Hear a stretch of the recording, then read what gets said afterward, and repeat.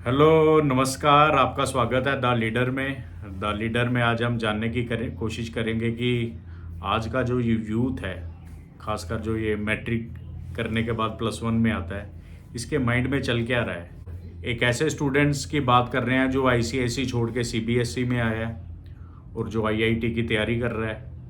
तो हमने सोचा उनके मन को टटोला जाए, उनके मन के अंदर क्या चल रहा है। तो वेलकम ध्रुव, स्वागत है आपका द लीडर में। और कैसी चल रही है लाइफ? लाइफ बढ़िया है और आईआईटी की तरफ ही चल रही है। नहीं, पहले मेरे को ये बताइए, आपकी सारी स्कूलिंग जो हुई है सेंट थॉमस में हुई है मैट्रिक हाँ जी। तक। मैट्रिक के बाद आपने चेंज किया है, +1 में आप सीबीएसई में आ गए। एक ट्रांजिशन में फील हो जाता है। ट्रांजिशन जैसे कैसे समझाएंगे? ट्रांजिशन जैसे मैंने 10th से आईसीएसई करी और 11th अब मैं ऑन गोइंग सीबीएसई से कर रहा हूँ। तो ये जो ट्रांजिशन होता है बीच में, जैसे आप सीबीएसई टू सीबीएसई जाए, कोई भी बच्चा अगर सीबीएसई टू सीबीएसई जाता है इन माइनर क्लासेस और big classes also, school change करता है, यानी कि आप स्कूल कहना चेंज करता है। हाँ जी। तो उसको इतना ट्रांजिशन फील नहीं होता, वो नए दोस्त बना लेता है। सीबीएसई टू आईसीएसई जो बच्चा जाता है उसके लिए एक कंजर्व माहौल हो जाता है, कंजर्वेटिव माहौल हो जाता है। कैसे, थोड़ा बाय समझाइए। The time it is normal. It is normal. अब मेरे को आप स्टडी वाइज समझाइए कि वहाँ पर ज़्यादा देर तक बैठना पड़ता है, घर आके सिलेबस लेंथी होता है, सिलेबस ज़्यादा होता है। ऐसा कहा जाता है कि आईसीएसई से सीबीएसई में जब बच्चा आता है तो ऑलरेडी वो कवर कर चुका होता है एक क्लास पहले सिलेबस। ऐसा क्या सच्चाई है इसमें? ऐसा नहीं है कि बहुत ही ज़्यादा पूरे सिलेबस एक क्लास प्रायर चलता है।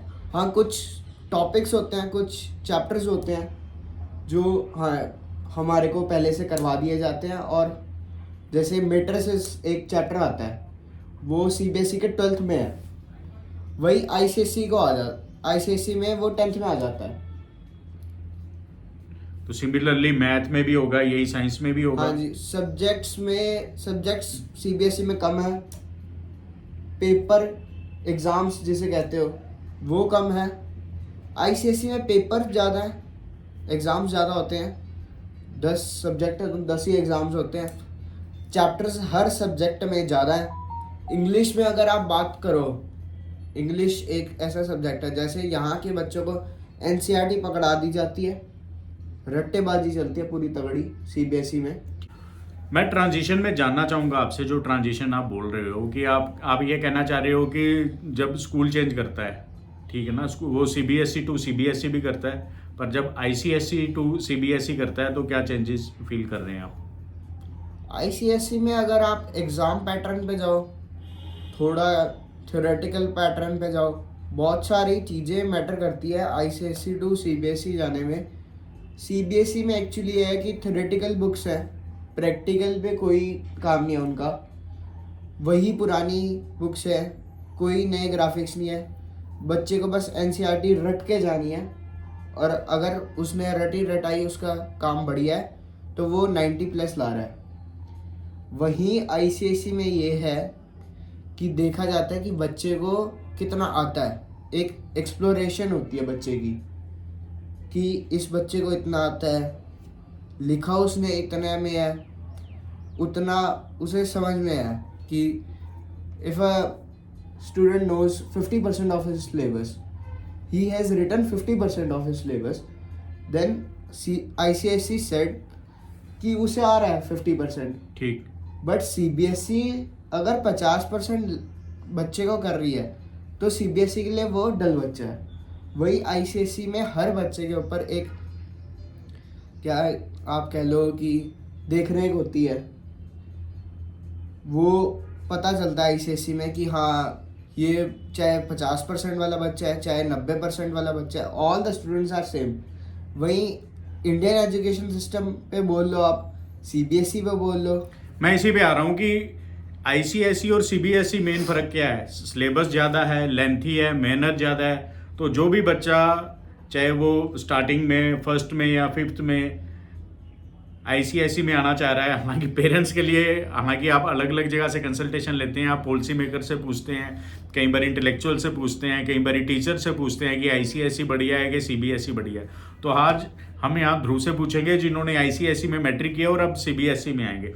तो पेरेंट्स को आप क्या बताना चाहेंगे अपना प्रैक्टिकल एक्सपीरियंस कि सीबीएसई में आए तो क्यों जाए बच्चा, आईसीएसई में आए तो क्यों आए, जिन्होंने अभी फर्स्ट या फिफ्थ से जो कई बार चेंज भी करते हैं, क्या डिफरेंस क्या है, उस बारे में आपकी क्या सोच है? देखो, कई सारे पॉइंट्स होते हैं। जब पेरेंट्स सोच रहे होते हैं कि बच्चे को हम आईसीएसई या फिर सीबीएसई टू आईसीएसई कर रहे हैं, तब वो कई बार चीज़ें सोचते हैं बच्चा वहाँ पे जाके बिगड़ ना जाए, क्या क्या स्टडीज़ होएंगी, बच्चे पे ज़्यादा प्रेशर ना आ जाए, सब्जेक्ट्स ज़्यादा होंगे, चैप्टर्स ज़्यादा होते हैं। नो डाउट ये सब होता है। बिगड़ना एक जो वो है, बिगड़ना और काफी इंटरेस्टिंग टॉपिक आपने बोला है। किस सेंस में आप बोल रहे हैं बिगड़ना जी? बिगड़ना आईसीएसई यानी कॉन्वेंट का एक अलग तरह का माहौल होता है, आप खुल के बोलिए। अलग तरह का माहौल होता है, ठीक है ना।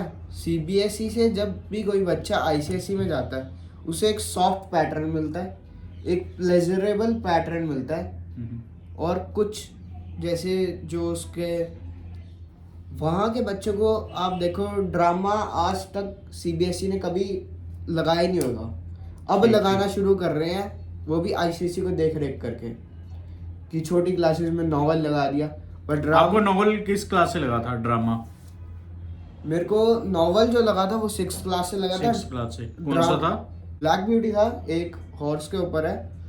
तो नॉवल अलग चीज होती है, एक ड्रामा अलग चीज होता है। यहाँ के बच्चों को, सीबीएसई के बच्चों को अभी तक जूलियस सीजर नहीं लगा। सीजर, मर्चेंट ऑफ वेनिस, आपको पता है William Shakespeare is the finest dramatist and the finest dramas he has written, Julius Caesar, Merchant of Venice and many मोर।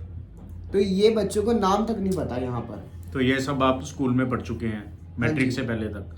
हाँ जी, मैंने पढ़े हैं। तो बढ़िया। और जो असाइनमेंट्स दी जाती हैं बच्चों को, क्या वो जस्टिफाइड है? क्या बच्चे खुद करते हैं कि पेरेंट्स करते हैं? ऐसा कुछ नहीं होता कि असाइनमेंट्स पेरेंट्स कर रहे हैं। हाँ, बच्चे आजकल आप देखो एआई का इतना, हाँ, एआई का यूज करते हैं आप लोग? एआई का कभी कभार करना पड़ जाता है। कैसे? कुछ ऐसी चीज़ें आ जाती हैं कि हमारे को एआई का यूज़ करना पड़े, ठीक है ना। बच्चे को अगर क्रिएटिव होना है तो वो एआई का यूज़ कर सकता है। यार क्रिएटिव कैसे होगा अगर एआई का यूज़ करेगा? क्रिएटिव तो अपने दिमाग से होगा ना। अगर एआई उसने यूज़ कर लिया शॉर्ट में, तो वो मेरे को समझाओ जरा, आप क्या कहना चाह रहे हो? एआई यूज़ करके हम कैसे क्रिएटिव हो सकते हैं? हमारे दिमाग में हमारे को इतना, जब बच्चा 16 साल का है, 17 साल का, 18 साल का, उसे नहीं पता कि क्या क्या कोर्सेज हैं, क्या क्या सब कुछ है, ठीक है ना। या कोई भी इंफॉर्मेशन लगा लीजिए, इंफॉर्मेशन नहीं पता होती, तो वो उन चीज़ों से कर करके वो कर सकते हैं कि हमारे को ये कोर्स करना है, तो एआई से देख लिया, एक समरी बना ली, हर चीज़ का वो कर लिया। कुछ मान लो चैप्टर्स हैं, इतने कौन पढ़े, 6 बुक्स हैं, ठीक ठीक ठीक ठीक, उस चैप्टर को एआई पे डाला, समरी बना ली, समरी को रीड कर लिया। तो कुछ ऐसे इनोवेटिव वेज में हम अपनी स्टडी को, हम हार्ड वर्क को किल करके स्मार्ट वर्क पे आ सकते हैं। अच्छा, हार्ड वर्क को किल करके स्मार्ट वर्क में एआई काफ़ी इफेक्टिव है। जो स्टूडेंट्स हैं मैट्रिक पास करके आए हैं, या जितने भी आईआईटी की तैयारी कर रहे हैं या पीएमटी की तैयारी कर रहे हैं, ठीक है ना, उनको कुछ मोटिवेशनल मैसेज देना चाहेंगे? जो स्ट्रेस बहुत चल रहा है आजकल, कोई कोटा में बैठा है, कोई कोचिंग कर रहा है, इन सारे माहौल में। देखो, मैंने एक बात पहले भी कही है, मूव ऑन कर जो, अगर हुआ हुआ, नहीं हुआ तो जो एग्जिस्टिंग चीज़ है उसी में ही आगे जाओ, कि हाँ अब मेरे पास ये है, उसी एक रास्ते पे चलो, और जिस रास्ते पे चल रहे हो गिव अप नहीं करना।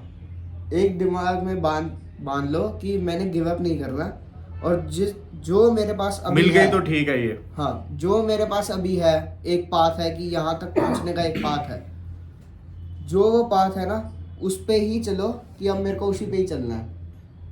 भटकोगे ज़्यादा, इधर उधर जाओगे, इधर उधर जंप करोगे तो कुछ नहीं होने वाला जिंदगी में। तो ऐसे वो वहां पर पहुंच के अगर वो ना मिले तो फिर आगे मूव ऑन कर जाओ।